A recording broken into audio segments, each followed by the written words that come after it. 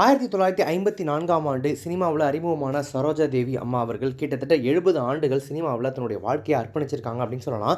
பத்மஸ்ரீ, பத்மபூஷன் மற்றும் கலைமாமணி உள்ளிட்ட பல விருதுகளை வென்றிருக்கக்கூடிய அவங்க புரட்சித் தலைவர் எம்ஜிஆர் ஆரம்பித்து நடிகர் திலகம் சிவாஜி கணேசன் உள்பட பல நட்சத்திரங்களோட உச்ச நட்சத்திரங்களோட நடித்து பல குறிப்பிடத்தக்க வெற்றி திரைப்படங்களை கொடுத்து தமிழ் சினிமாவில் தவிர்க்க முடியாத ஒரு இடத்தை காலத்துக்கும் வந்து அவங்க பிடிச்சிருக்காங்க அப்படின்னு சொல்லலாம். இந்த நிலையில தான் 87 வயதான அவங்க சமீப காலங்களாக வயது முதிர்வு காரணமாக உடல்நலம் பாதிக்கப்பட்டு வந்துட்டு இருந்தாங்க. சமீபத்தில் அவங்களுடைய வீட்டில் அவங்க மயங்கிய நிலையில் இருந்ததை பார்த்துட்டு உறவினர்கள் அவசரமாக கொண்டு போய் மருத்துவமனையில் சேர்த்திருக்காங்க. மருத்துவர்கள் அவங்களோட உடல்நிலையை சோதிச்சுட்டு அவங்க ஏற்கனவே இருந்துட்டதா தெரிவிச்சிருக்காங்க. இயற்கை எய்திய சரோஜா தேவி அம்மா அவர்களுடைய இழப்பு தமிழ் சினிமாவுக்கு ஒரு மிகப்பெரிய பேரிழப்பு அமைஞ்ச நிலையில் சினிமா பிரபலங்கள், அரசியல் தலைவர்கள் உட்பட பலரும் அவங்களுக்கு வந்து அஞ்சலி செலுத்தியிருந்தாங்க.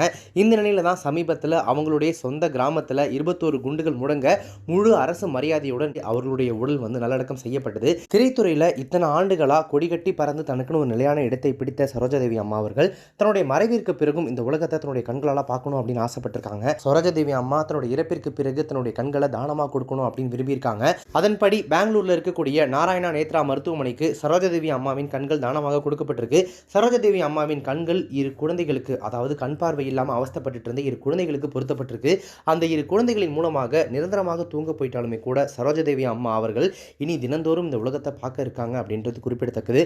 அது மட்டும் இல்லாமல் தமிழ் சினிமாவில் உடல் தானம் பண்ணுங்க, கண்கள் தானம் பண்ணுங்க அப்படின்னு சொல்லி நிறைய பேர் விளம்பரத்துக்கு பேசினாலும் கூட அதை தன்னுடைய நிஜ வாழ்க்கையிலே செய்து காட்டிய சரோஜா தேவியின் அம்மா காலத்திற்கும் நினைவு கூறத்தக்கது அப்படின்றது குறிப்பிடத்தக்கது.